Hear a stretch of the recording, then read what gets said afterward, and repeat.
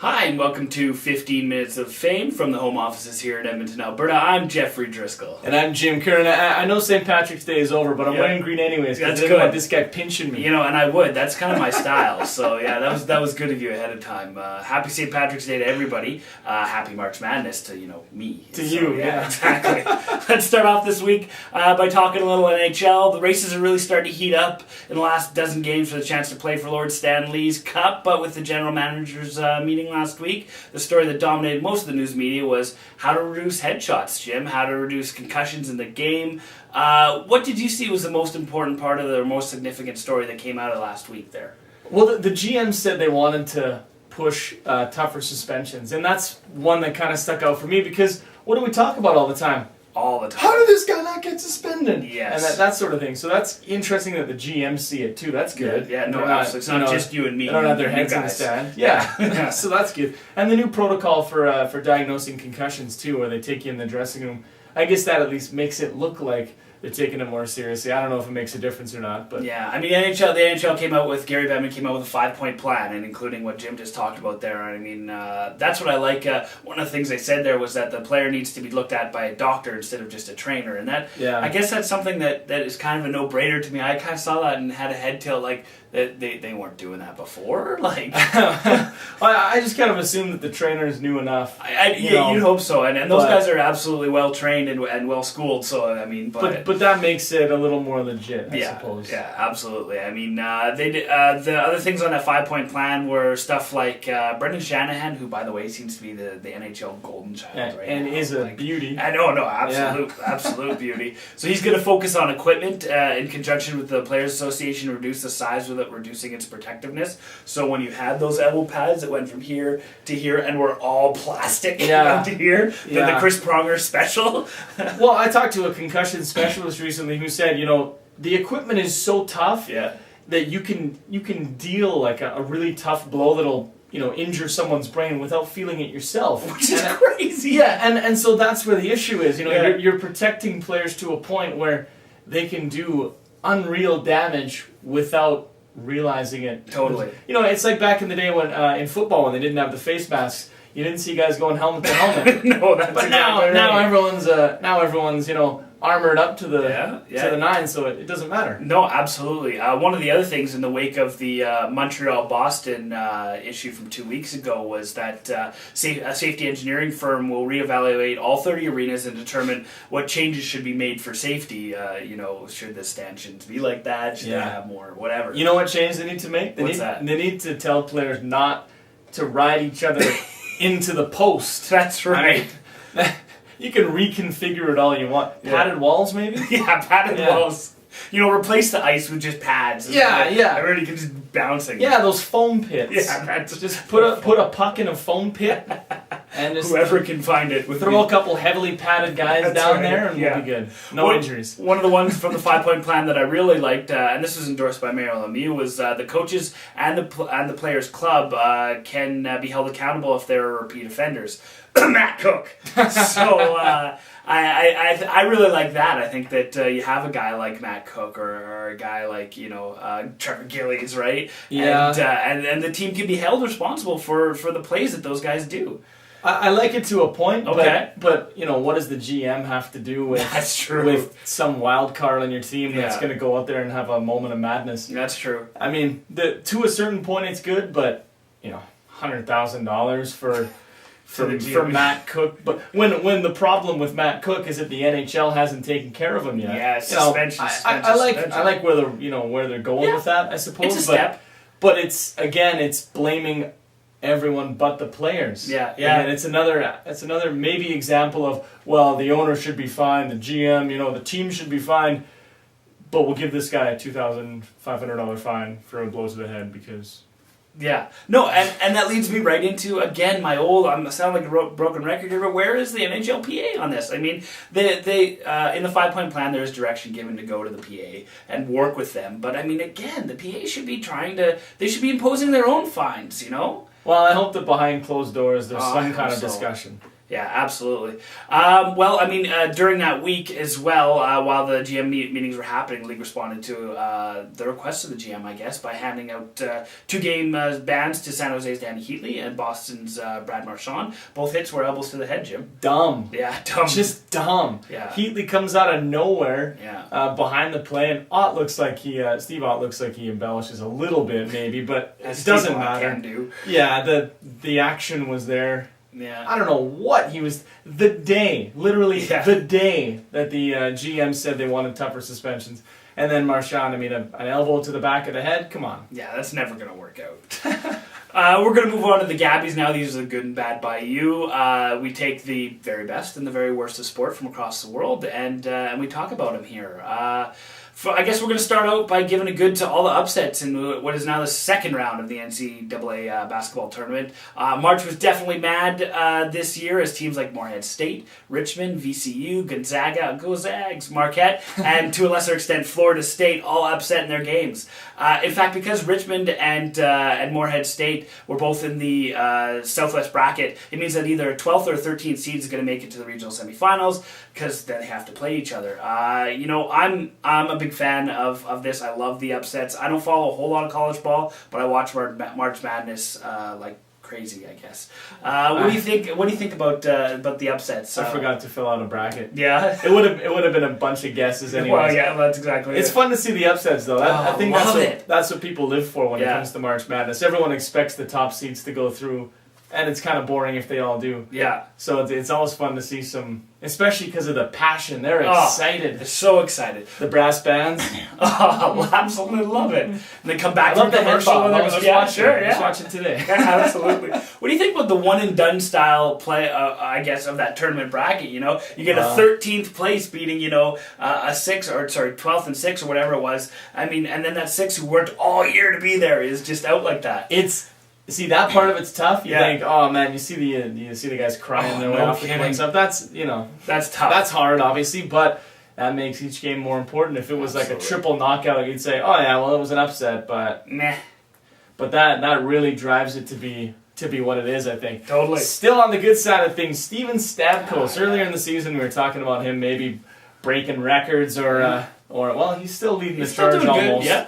But not to the extent he was out of the gate. No. This week, though, we're talking about him for a different reason. Telling it like it is, Jeff. Yeah, I love it. He said that, players do know what they're doing out there. And, yeah, it's a fast game from the outside, but when you're playing it slow enough that you know what you're about to do, and there's no excuse for some of the things we've seen lately. How do you like hearing that? I love it. I absolutely love it. I've been preaching the past couple of weeks all this stuff, especially with Chara, whom I like. I was saying love. I love Chara. I was saying, the game's too fast. The game's too fast. He didn't know what he was doing. Stamkos comes out and says, no, that's not true at all. People know what they're doing. I love it. I absolutely love it. That absolutely. Oh, that's not cool at all. Oh, I can't this believe guy. Yeah. You think you're working with a professional until his phone goes off. Got my phone going off here. Let's just not worry about that. Woo! Keep going. So Stamkos says, yeah, sure, I'm just surprised you're getting a phone call. Yeah, can you believe that? People even... All right. So anyway, Stamkos says, yeah, people know what they're doing, and that changes my perspective. Good for someone like him to come out and say that. Well, yeah, and think about when you're playing basketball. You're about to miss the shot. It's not that fast of a game. It's a pretty good bet that I'm going to miss the shot either way. It doesn't matter how fast the game is. Although we're loath to say anything good about the Calgary Flames, we have no problem giving a good to St. Albert's own Jarome Iginla, who has 7 goals and 5 assists in his last 9 games after a tentative start to the season, and what made people think that maybe he might have to hang up the old skates. He went out and turned into the captain everybody wants him to be. Jim, with Sidney Crosby out with a concussion, it looks like the MVP race is wide open. Has Jarome Iginla been playing his way into that conversation? It could very well go to Jarome Iginla. The Calgary Flames would be nowhere without this guy. Yeah. And speaking of giving a good to a St. Albert boy, we could have also given one to Edmonton's Jay Bomey, who became the NHL's Iron Man this past season. Oh yeah, good for him. Good for you, Jay. I would only give it to him though because he's from Edmonton. Absolutely. But Jarome Iginla could easily play his way into the MVP category, and he's lights out. Whenever the Flames are winning, he's usually got something to do with a one-time slap shot from the half boards from Jarome Iginla. He's absolutely the best player, or most valuable player to his team in the league, I think. Yeah. On the bad side of things this week, Jeff, the NHL handed out not a suspension, but a $2,500 fine to Patric Hornqvist of the Nashville Predators for a blow to the head of Boston's Tyler Seguin. Now, he skated in from the side and came up. It looked like maybe he pulled his elbow down a bit at the last second, but he left Seguin with a bloody ear, so it's pretty clear where the contact was made. This was after those 2 suspensions that we just saw, after another suspension the week previous following the Chara Pacioretty thing where Pavel Kabina got hit with a 3-game, I believe, for an elbow to the head. Yeah. I thought we were on the right track, but it seems like it's the NHL has to throw some silly non-suspension in there every 3 or 4 just to let you know that we don't really care. All conspiracy. It's Boston. It's Boston, Jim. It's all conspiracy. That's why they only got the fine. Now, seriously though, $2,500 is a lot of money to me because I don't make anything. But $2,500 is nothing to them. Absolutely nothing. Especially in a week where I discovered that the fine, if you get a game misconduct, is $200. $200. That's great. Yeah, go to that emergency fund for the NHL for the hockey players. That's absolutely fantastic. I don't know. I think you got to be if you're gonna be serious about it, be serious about it. Suspend them, right? Where? Yeah. What? A fine for a blow to the head? Absolutely. I don't understand. I don't know what's going on there. Moving on, another bad Manchester City's Mario Balotelli can't get his pinny on before a Europa League match against Dynamo Kiev. He was struggling. Yeah, he was trying to pull it off. It's hilarious. Gets a red card before halftime for a Karate Kid-looking challenge. And then when Man City loses 2-1 on aggregate, he apparently confronted some Kiev fans outside of the stadium. I love soccer because they always give us great stuff for the GABBYs here, Jim. And this guy's only 20. He's got some issues. He's got a few more years of these stories left. I just don't... Soccer, it seems like those players can act like that, and get away with it. I don't know. And this guy's known for never smiling and not even celebrating his own goals. Oh, really? So, yeah. And not being able to work a penny. Well, obviously, yeah. Confronting a fan outside? What do you think you're doing, I think they just forget. Yeah, that, these guys don't matter to you. Yeah, they shouldn't matter to you, but I don't know. I guess we all have our moments. I guess. And we also got to give it back to the NHL's Colorado Avalanche. Oh, God. Now, I don't know if you realize this, Jeff, but the Avs used to be in the playoff race. No kidding. Then they proceeded to lose 20 of their next, 21 games coming into this weekend. They've completely lost the plot. They're all the way down. They're now battling the Oilers, or close to battling the Oilers for that basement. Bottom spot in the entire league. I don't know what happened. Must be something in the room, you got to think. I thought maybe it was Forsberg, but they had already lost 7 in a row by the time he retired. That's true. I don't know, Jim. I can't name it myself. It's got to be something to do with team chemistry. Yeah. I can't understand what it must be like in that locker room right now. You look at Edmonton and they're not very good right now, but at least they have they're on their way up. Consistent. And they're consistent about it. That's right. But Colorado's just in this downward spiral. To go from a race for the division title, totally, to a race to the basement spot in the league, that's a mighty fall. What they need is Joe Sakic back. Yeah. Soon him up. Burnaby Joe. Soon him up. There you go. We're going to move on to quick hits here. We got a little bit of time left. The Vancouver Whitecaps kicked off their inaugural Major League Soccer season with a match against their cross-country rivals, the Toronto FC. Are you going to watch MLS now that Vancouver's in the league? It makes it a little more interesting, I think. Having another Canadian team to throw into the mix is going to be probably good for Canadian soccer, I suppose, and maybe in a few years down the road we'll see FC Edmonton joining. That's what I like to see. A few years down the road. A few years, exactly. Maybe not yet. Halifax Mayor says they're going through with building a stadium in the East Coast City, even though they don't have a confirmed expansion CFL team. Should Halifax have a team, Kersey? What are they, Quebec City?